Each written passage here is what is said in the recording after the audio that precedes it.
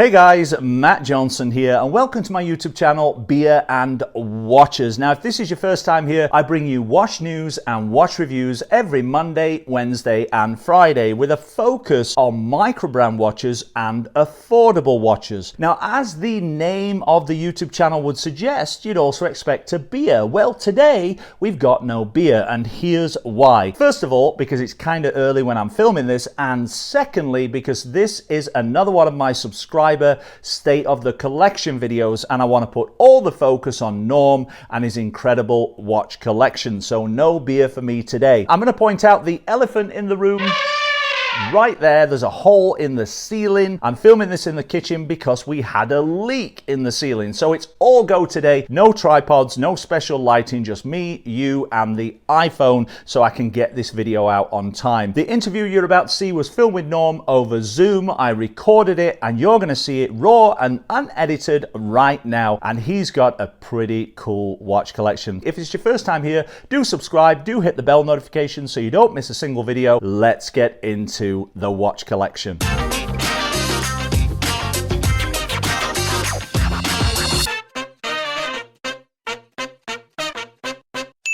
Hey guys, Matt Johnson here from Beer and Watches. Hope you're all doing well. And today is another one of my subscriber SOTCs, state of the collection, in case you didn't know. And this gentleman right here, who's in a hat, nicer than mine, actually.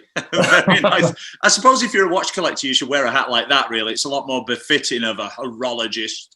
But this is Norm, and he's from just south of the border from me. So, Norm, why don't you tell everybody a little bit about yourself? And just before you do, I might as well tell everybody we've actually only got about 45 minutes max today because Norm is crazy busy. So we're going to see what we can do. And if we can't do it all in one go, we'll do another one at some point, Norm. So thanks for coming on, my friend. Great, yeah. Like you said, I am from Washington, just outside of Tacoma. I have always had a thing for watches. You know, when I was a little kid, I remember I spent a whole summer picking berries.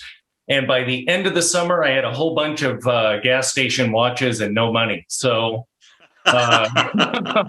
so you like watches that much? You spent all your berry picking money on watches. I'm thinking they were probably a lot of Casios and Timexes, right? Oh yeah, super dirt cheap, like no brand quartz or oh man, yeah. Well, but, you know what the funny thing is? Nowadays, I still buy Casios and Timexes. So yeah. I mean, you weren't wrong. There you go. Yeah. What is that? What is that? An F91W on your wrist? Yeah, from Walmart.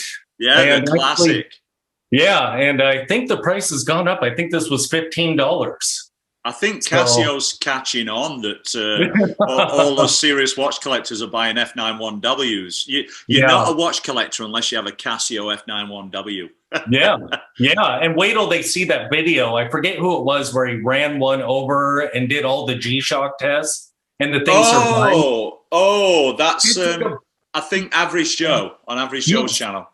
Yes, it took a full-on blowtorch to kill it. Man, I saw that. They see that video, you might be in trouble. I saw that video. I said to him, I was on his channel a little while ago. I said to him that that's sacrilege. Blowtorching an F91W is sacrilege. I don't care how much they cost. Shout out to Average Joe. But listen, hey, so why don't you tell us? So this is Norm. You have your own YouTube review channel, don't you, Norm?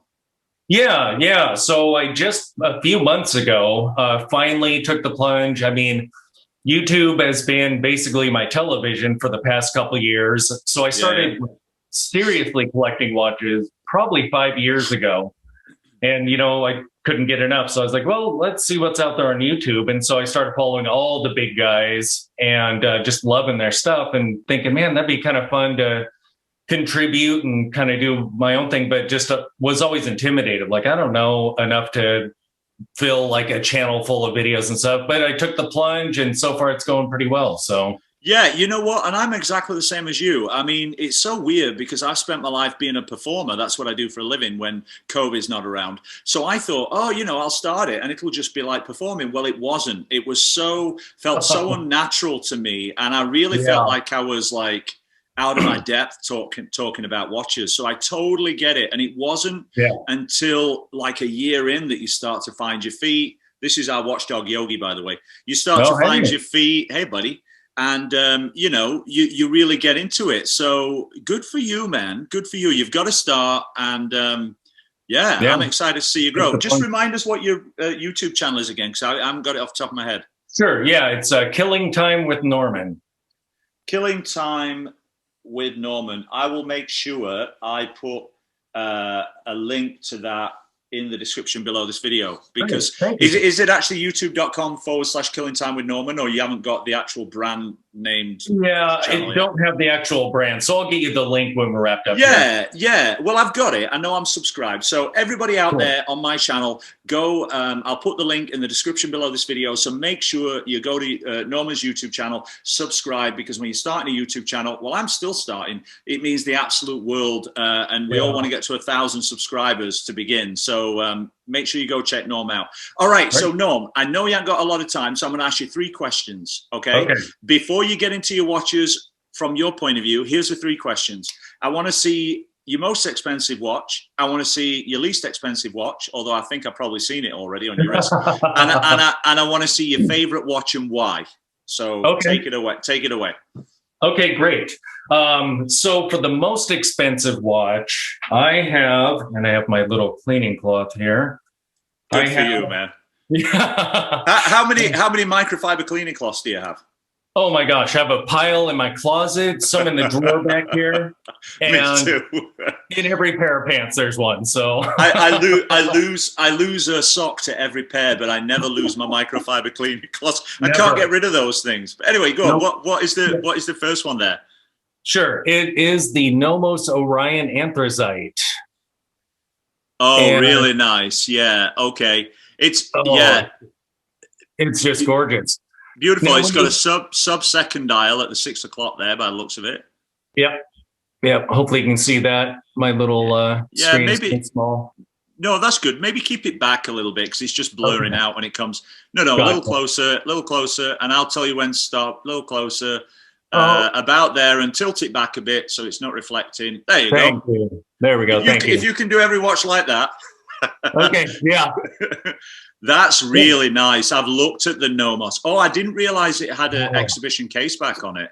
Yeah, let me wipe that off there. Yeah, so when you look at pictures of this online, it looks a lot more Bauhausy than it does in person. Yeah. And that was, so I opened it up and I'm like, all right, I spent a whole lot for this. I opened it up and I was like, just about had a heart attack, because it is, as you can see here, maybe it's way more dressy than I thought in looking at the pictures. I thought I was getting just a small Bauhaus watch, but I was really getting a dress watch. Yeah, and it's nice though, and actually it looks to have a bigger crown on it than I would normally expect, which is actually nice, because a lot of those dress watches, the crowns are super small and it's really hard to wind them. I've got a Tissot open heart like that my wife got me for Christmas. Not too dissimilar actually, other than it being an open heart. Okay. And so now, are you going to tell us what that cost? Maybe don't tell us your address, so we can't come taste the joint. But yeah, this went for about $2,000. Wow, that's a serious watch collector's watch. Yeah. So this is like, and Nomos is so amazing. All their pieces are just phenomenal. And this is one on their lower end. So it's kind of like your entry level luxury, right? Like it's attainable, but it's up there. Like, yeah, you're. Now I forget, what is Nomos? Is it German? Is it German made? Yes. Yeah. So does it have that stamped on the dial, made in Germany? Yes, it does. You probably won't be able to see it on there, but yeah, across the bottom, it has made in Germany in there. I thought it was. Yeah. They've got a really nice square case that I really like. I mean, it's kind of it's one of those watches that unless you're a watch collector, a lot of people would look at that and look at like my Orient Bambino side, I wouldn't know the difference, but there's a huge difference. And that's a serious watch. Yeah, when you see them in person, when you're winding this watch and setting the time, you can feel the quality for sure. I mean, it's just absolute butter. And what movement is in that? Is it like a Salida or an ETA? So this is Nomos's proprietary, and I believe it's their own. Their alpha. And what's cool is it's basically the ETA 7001, which is an amazing movement. Only it hacks. So cool. Yeah. Can we get another look at that movement on the back there? You just keep it kind of it's a shame it's just blurring out a little bit on the phone, but if you just back it up a little bit, we can get a little look. Yeah, that's really, really nice. Really nice. Yeah, beautiful. So this is theirs, and I have the Stova. Oh, but I have it on a NATO. But this has an exhibition back also, and this contains the 7001. Okay. And actually, which is what the Nomos. Yeah, I mean, and actually, if you just, there you go. Yeah. Yeah, and so this watch right here is half the price of this one. Well, it's like I just put the Ocean Crawler Core Diver up today, and that's got a Salida 200 in it, 200-1, which is very, very similar to the ETA 2824, right? And that other one's. What is that second one? Sorry. This is the Antia. Beautiful. I mean, very similar style. Very similar style. Yep. And these two are. So is that kind of your style? Are you more of a dressier watch than a dive watch kind of style? I am. Yeah. I like dress watches, and I also have lately been really falling in love with field watches. So I have a couple of those. And when we get to my favorite one, we might be hitting on one of those. Okay. You know, it's interesting because I have a couple of field watches, but it's not and this is why I love watch collecting so much. And this is why I'm really enjoying these SOTCs with subscribers, because everybody's watch collections are different. Like Mark Spector's watch collection, the first guy, he was very heavy on dive watches, and but that's certainly I mean, he has a whole breadth of watches. And then on Monday I filmed with Ed Greenway. He's on the East Coast. I haven't put that up yet, and he was different again. So it's really cool. I've personally never been that into field watches, but I really appreciate them. It's just never really been my style.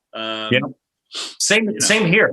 And I think what happened was I saw like a Hamilton khaki come through a feed and was like, man, I remember in middle or elementary school, I had a friend who had an old watch that looked like that. And I think that planted the seed. So kind of a nostalgic thing. It only takes one in any particular kind of watch. It only takes one that's just got just the right color and just the right hand and just the right mix and on the right strap to make you go, oh, I love field watches now, or oh, I love dive watches now. It only takes, it's just that one. It happens to me all the time. Yeah. Yep. And it's funny. I've said this before. I tend to look at watches as just that watch I'm looking at. I mean, I know it's a field watch, or I know that watch has got a Cali dial, or, you know, I mean, but I tend to look at it on face value. And what has this watch got to offer that I love? And then if it happens to be a field watch and then it sneaks up and surprises me, then that can happen. Yeah, exactly. So they're great watches to start. So those are about the same price range? The Stova is 1,000 and the Nomos is 2,000. And yep. So those are at the upper echelon of my collection for sure. Very nice.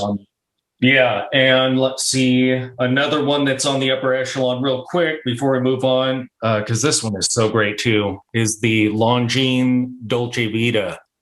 That's a beautiful. I am a sucker for that shape.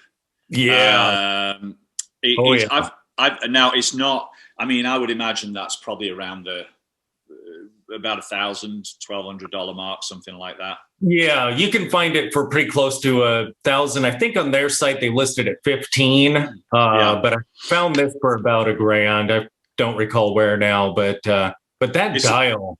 Oh, it's a beautiful dial. Now, are the hands blue on that? Has it got like, yeah. How did I know? You know, I mean, I can't see that, but I've got not anywhere near as nice a watch as that. Yeah, because I'm presuming it's an automatic, but nowhere near as nice a watch as that. But I've got a Tissot, which is actually a quartz, but it's in the same shape, and it's from their heritage line. It's a dual time. And nice. So, yeah, I've got it set to Canada, where I live, and England, where all my family lives, where I was born and raised. And it's that shape, and there's something about that watch to me and that shape. I just love it. It looks very, very Cartier-ish. Yeah. Right. This is definitely an homage to the Americaine. I mean, when you don't see it side by side, you're like, oh, that looks so much like it. And then, you know, you see them side by side, and you're like, okay, I can see the difference. But and you standing there in your fedora, all of these watches completely make sense. I've already got. It's almost like you're a. I almost feel like you're a Hercule Poirot type character, like a you know, Agatha Christie kind of guy, and you're searching out solving crimes and things like that. You've got your fedora and you've got your classic dress watch. I love it. Yeah. And if you want to jump around to the other end of the spectrum. Oh yeah, but did that Longines, did it have an exhibition case back on that? It did not.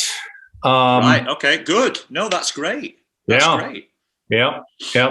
This is a really solid watch. Now, winding that thing sucks. Is it quite small? No, it has a little ridge on there. There's no texture to it or nothing. I don't know if that's my Tissot Open Heart's kind of similar to that.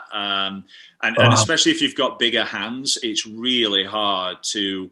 I put that thing down and I long to pick up like one of my dive watches or something and just be able to get it with my whole hand and crank that thing. Huge. You know? Yeah. So on the other end of the spectrum, but still keeping with the dress watches before we kind of go into the tool watches, maybe, is I just love this thing lately. I've been wearing this so much. Marlin. Back that up a little bit. What is that? The Timex Marlin reissue. Oh, very nice. And it's kind of divisive because it's so tiny. I mean, this is full on vintage size. It's like 34. Now, I'm going to tell you something. It's very interesting that you just showed that because, in fact, you're going to love it. I've got a watch. I've got a whole bunch of watches have come in that I haven't reviewed on the channel yet. And one of them, and let me just quickly pull this up while I've got you on here because I'm losing my mind with all these watches coming in. So one of them is from England, and it's from a guy, and the watch brand is called Miller Watches. And it looks, but this one is a English design, but Swiss made watch. And it looks it's a chronograph, but it looks very similar to that. And it's about the same size as that. Okay. It's a small gentleman's, maybe unisex dress watch, but it's the way the case is stepped on the edge there like that framing around the crystal is very similar on the Miller watch. I actually was quite surprised when I opened it how small it was, but it's a beautiful watch, and I'm actually going to be doing a giveaway on my channel of it. I have two Swiss watches right now. One's a chronograph and one's that, and I'm giving them both away on my channel. So the Miller watch will probably come. Yeah, when you see the Miller watch, you'll say it's like that one, but with chronograph hands and Swiss made on the bottom. But it looks very similar in size. Yeah. Okay. I can't believe that's a Timex. Yeah, and look at the UFO shaped case. It's so similar to the originals, but the case I think is more. From what I've seen, the old case was just kind of a standard case, but this is kind of a UFO. And look at how huge that acrylic crystal is on there. Yeah. And is it? It's got a bit of a dome to it there. Yeah, it's boxed and it's really high, which I love. So if you don't mind me asking, what was that? About $100, $80, something like that. This is 200. But, okay. Then I bow down because I just basically what's the word I'm looking for? Sometimes I'm doing these interviews and I get, I think it's because I'm getting old. I think that's what it is. But I basically, that wasn't very nice thing to say to a guy who spent $200 on a watch. What is that, $80 watch? I mean, I'm thinking Timex, right? I insulted you, so I'm thinking Timex. But this, which retails for that, I tracked down a seller on Amazon that had this up for $80. That's the same. That's the same watch, but with a silver dial. Yep. And this one I found for 80, and it was on a cheap mesh bracelet. But yeah, the seller had a bunch of them. Sadly, I think they're all sold out because I've since looked again to see if it's still out there. But yeah, same exact great watch, but it was 80. Okay. So you're good. Actually, I don't feel as bad. Now I think you overpaid for the first one. Yeah, you're psychic and knew exactly what the next one was going to be. Good for you, man. I actually like those. I only own one Timex. It's my Timex Weekender. You see it on a lot of my channel videos. It's white with Indiglow. I've got it on a red rally strap from Straps Co. Rubber strap. I've replaced the strap. Love that watch so much. It gets more wrist time than any other watch. I just love it. And cheap as chips. And it's the only Timex I've ever owned. I've only had it for about 3 months, 4 months, something like that. Great watch. Timex is on a good trajectory, I think. They've been doing some really good stuff recently. I think so too. Yeah. Takes a licking and keeps on ticking. Yep. Now, so jumping up a little bit in price, I think this was 5 or 6, but for those of you who would like a more modern size dress piece, I have an old Christopher Ward Malvern. Oh wow.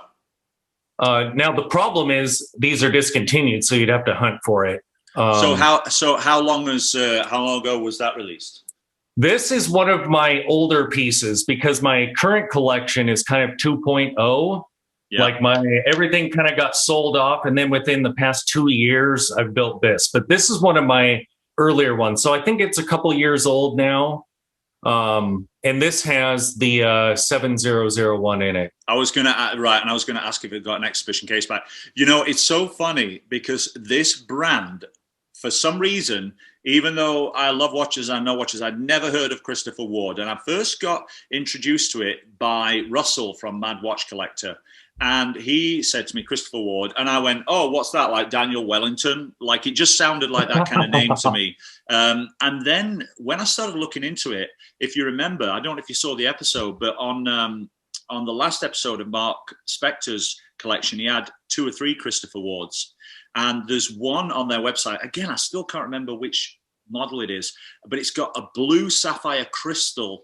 It's got a sapphire crystal, but then the face is a blue sapphire crystal and the back is a blue sapphire crystal. And I just happened to say to Mark, oh, I love this watch. And he said, oh, you mean one of these? And he got one of those. And then he got it with a different strap. And I've actually been turned on to Christopher Ward just lately in the last 3 or 4 months. I love their watches.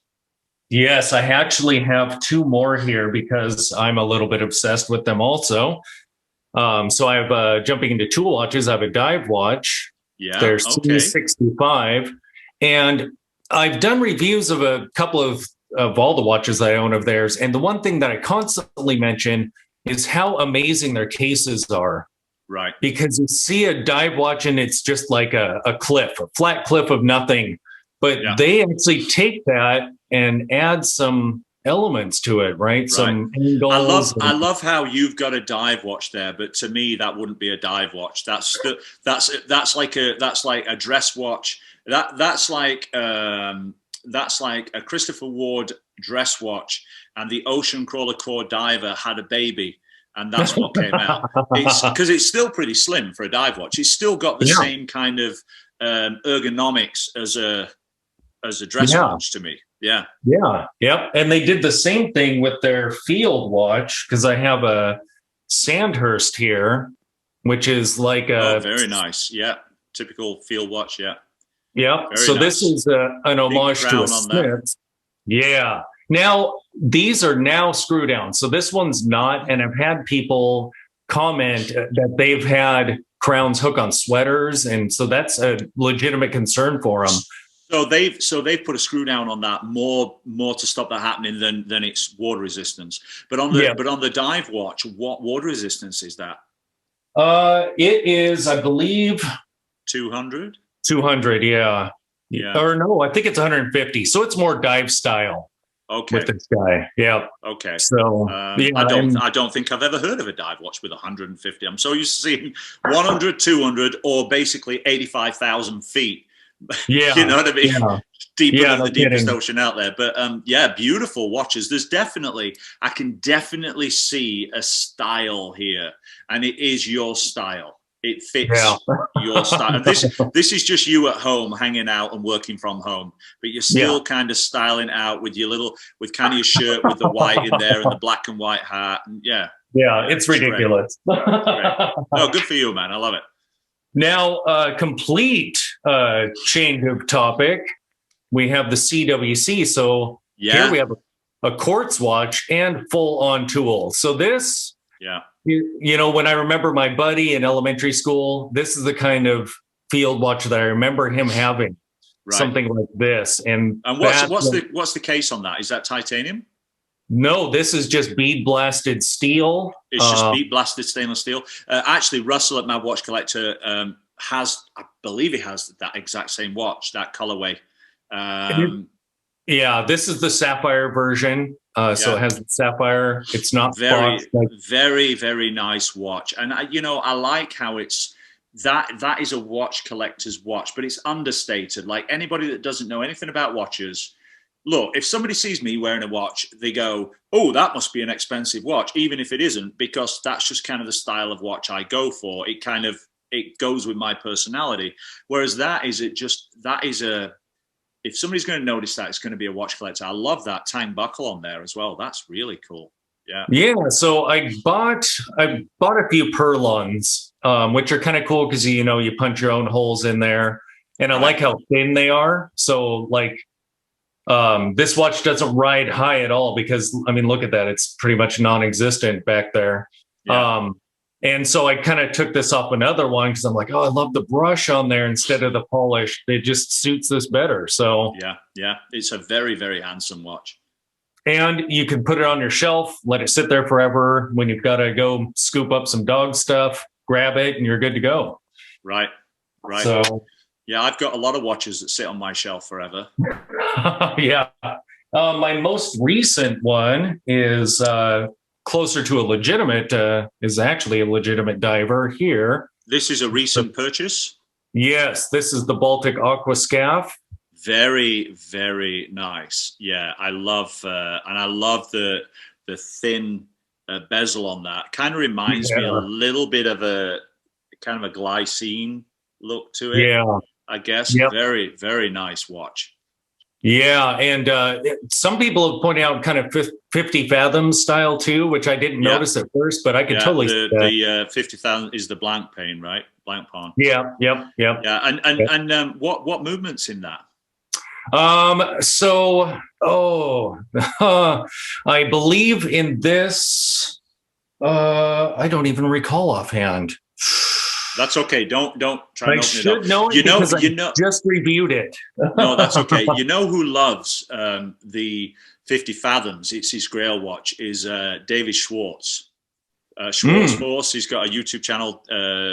Schwartz Force. He's been going a lot longer than me, but he loves he got a glycine, but it's kind of scratching his itch until he gets a Blancpain 50 fathoms. Yeah, it's great crown on that. Like it. I like that watch a lot. Very, very cool. Yeah. And I just did a review of it, so I really should know the movement offhand. I don't think it might have been a Salida. But yeah. And what strap is on that? Is that like a carbon fiber strap or is it a rubber strap? Or this is a rubber Tropic strap, and it's Baltic branded, and nice. It's really good rubber. It looks very soft and supple. Looks like it'd be very comfortable. Yeah, it definitely is. And I had someone, a watchmaker, contact me. He goes through the same company that supplies these, and it's absolutely happy with the quality of the rubber. Yeah, it's really nice. I like the style. I like the style on, well, both sides, actually. I could wear that inside out, that strap. It looks cool on both Yeah. sides. Yeah, yeah. This watch is just great. And so it has a sapphire bezel. That crystal is just crazy. Yeah, it's good. Now, that has a sapphire bezel. Yes. Yep. Okay, do you know what? The first watch I've ever reviewed with a sapphire bezel is the review that went out today. It's the Ocean Crawler Core Diver, and it's got a sapphire crystal bezel. And funnily enough, I'd never had one in. I've either had aluminum, stainless steel, or ceramic. I've never had a sapphire crystal bezel in, so that's cool. Yeah, yep. This is my first encounter with one also, and it just looks great on the watch. So yeah. It's very, very nice. I actually am enjoying the pace of this, Norm. Cool. I think this is great. This could be one episode. I love it. It might be a 45-minute episode. I love it. Really, really cool. Really cool collection too. Thank you. I'm kind of looking at it here. Yeah, because we did your most expensive. We did what was your favorite again? We haven't hit that just yet. Okay, we did your least expensive. I'm guessing is probably your Casio F91W. I don't think you can get much cheaper than that. So far, I just bought the cheapest mechanical watch I found on eBay for $5, but it's not here yet because it's coming from China or crazy place. What brand is it? Do you remember? I have no idea. I went on. Yeah, I was like, oh, go ahead. Sorry. I have a couple of automatic watches that cost me $5 or $10. And actually, sometimes if you go on Amazon, you will find watches that literally are 2 cents, and then they'll charge you $10 for shipping. Right. So I've done a couple of those and thought I'm going to put them on the channel and say I bought this watch for 2 cents. But then I haven't put them on the channel because a couple of ones I ordered were actually complete junk. I mean, literally couldn't even tell the time. But a couple of those automatic watches, actually $20. They're actually not bad little watches, automatic movements, rotors on there, and they do the job. They keep time. So, I mean, what more would you want, really, if somebody who hasn't got a big budget? Yeah. I was planning on doing a actual unboxing. Usually I'm impatient and I just repackage it and then unbox it to film it. But this one, I want to actually unbox it because I've never seen a mechanical watch this cheap. So if it's absolute garbage, we'll be finding out at that point. But I look forward to that. Yeah. But speaking of cheap, where did I put it? That's one of the tricks to getting more content, by the way, Norm. If you do an unboxing video, you get one video, and then if you do a review video, then you get another one, and then if you do a giveaway from the same watch, you get another one. So extend the life of that watch. Yeah, exactly. Perfect. So I also have a $50 Russian watch coming. And it's probably going to take as long as the other one. But I do have, how much was this? This was, I think, around 70 or 80. I have a cheap Palyaut, and I was totally mispronouncing that when I first got it, Russian watch. Right. How is it spelled? Sorry? Polgot. So I was out there thinking it's Poljot and stuff, but apparently it's Palyaut. Right. But unfortunately, this guy does not work. So, well, I mean, and you know what? I'd rather spend $10 on a cheap watch and it give up the ghost than spend $70. And when you said Russian $70 watch, immediately I thought it's probably a Vostok. It's got to be a Vostok. The one coming is, right. But yeah, so this will run. It keeps time really, really fast. So it'll pick up a few minutes a day, but it'll just kind of randomly stop.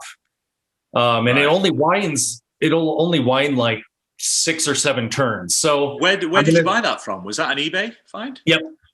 It was on eBay. And I contacted the seller to return it because I'd heard about this seller and that he was really responsive and everything, but never heard back. And I was like, I mean, it is kind of cool it's a gorgeous watch. So I'll see how much it is to repair it and stuff. And I think TikTok Time, I think it was, I reached out to them and this brand is covered. And I think the estimate was like 100 and something. unless I have to pay for extra parts. So I'm like, yeah, that might be worth it because this it might be if you like the watch. Yeah, you know, Yeah. eBay's a bit funny that way. I purchased an SKX 007, the only SKX I own, red modded dial, red bezel, beautiful watch. Purchased it, got here, didn't work. Took it to the local watch specialist here, and calls me up, and we've got to replace the entire movement. It's just it's toast. So I put another few $100s into getting the movement and all the work done on it and all that. But I did it because the watch is it's modded and it's so beautiful. But I didn't reach out to eBay and say, look, what the heck? It says it's in working order. So, you know, you've got to be a bit careful there with eBay. I always find on watches like that one and kind of Vostok. I mean, Vostok you can get so cheap brand new. I actually prefer to buy those watches on Amazon because I find I've got a little bit better kickback if something's wrong on Amazon with those. But there are some great eBay deals to be had if you're willing to take the risk.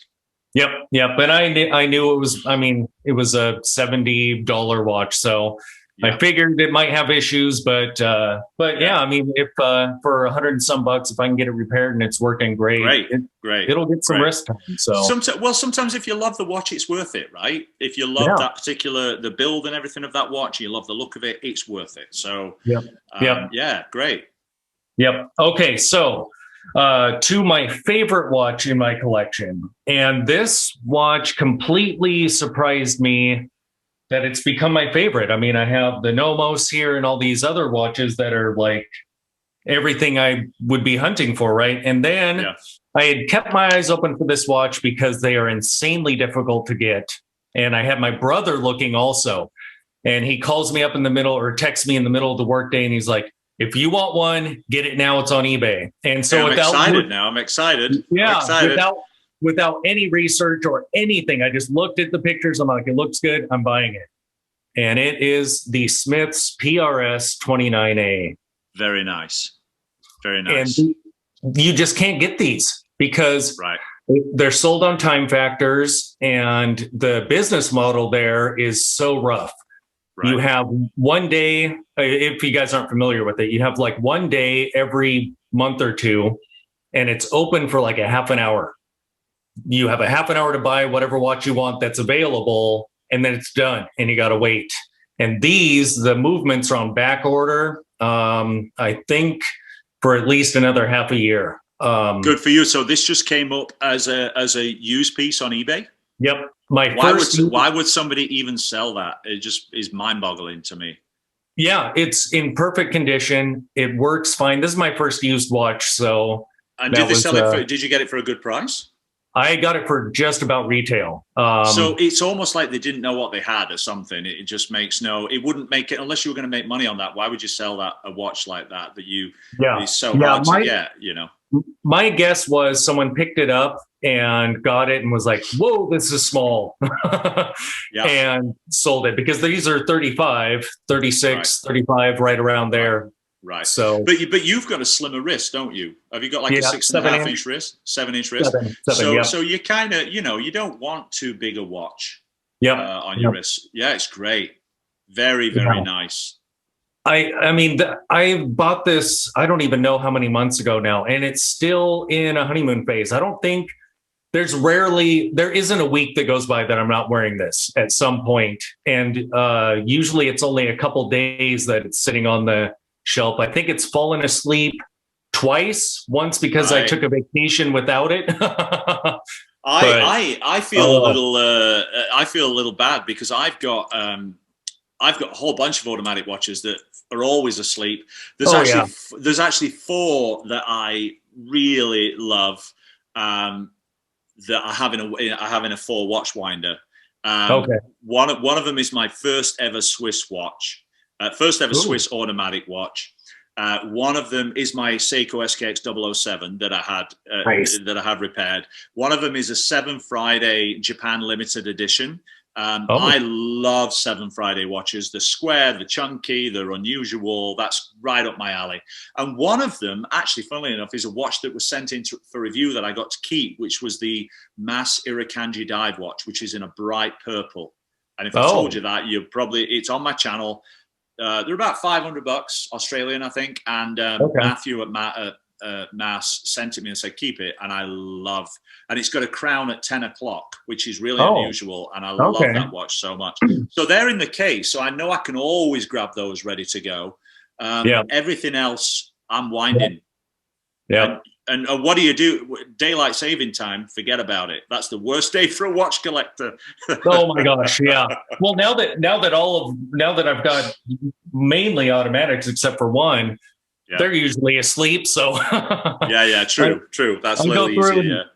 I go through and wake them up like once a month if I haven't touched them in a while. Do you know what I find? The ones I find the worst are not the quartz, like this one, for example, or which is actually a very kind of dress looking watch. That is cool.